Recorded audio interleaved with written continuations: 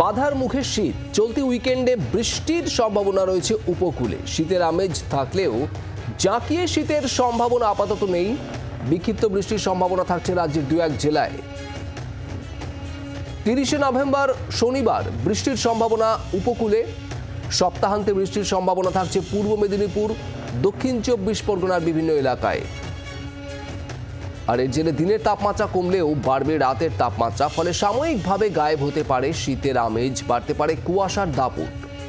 উপকূলের জেলায় এই সপ্তাহের শেষে বৃষ্টির পূর্বাভাস থাকছে পূর্ব মেদিনীপুর, দক্ষিণ 24 পরগনার বিভিন্ন অংশে।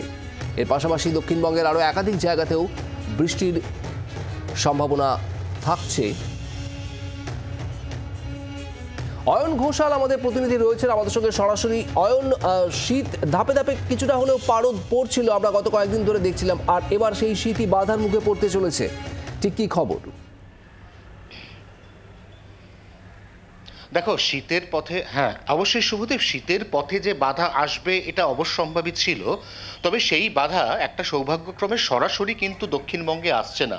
উপকূলের জেলাতে আগামী শনিবার এবং রোববার যে বৃষ্টির পূর্বাভাস দেওয়া হয়েছে তা সর্বতোভাবেই যে সিস্টেমটি তৈরি হয়েছে, যা পরবর্তী সময়ে ঘূর্ণিঝড়ে পরিণত হতে পারে বলে কোনো আন্তর্জাতিক আবহাওয়া মডিউল দাবি করছে, সেই সিস্টেমটি এই মুহূর্তে শ্রীলঙ্কা এবং তামিলনাড়ুর মধ্যবর্তী যে বঙ্গোপসাগরের কোস্ট, সেই কোস্টের কাছাকাছি কোনো একটি জায়গাতে একটি অতি গভীর নিম্নচাপ রূপে অবস্থান করছে।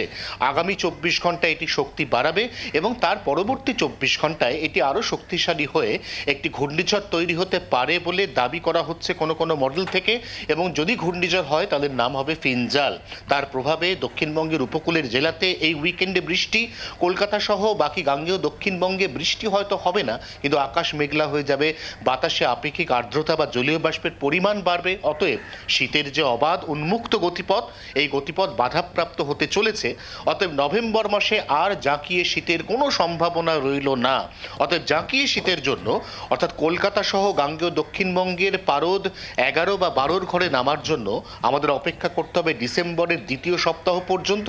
অন্যদিকে উত্তরবঙ্গের ক্ষেত্রেও একই কারণে দার্জিলিং, কালিম্পং, জলপাইগুড়ি সহ একাধিক জেলাতে বিক্ষিপ্ত বৃষ্টির পূর্বাভাস দিয়েছে আলিপুর আবহাওয়া দপ্তর। বাংলার আওয়াজ, বাঙালির আবেগ, জি 24 ঘন্টা।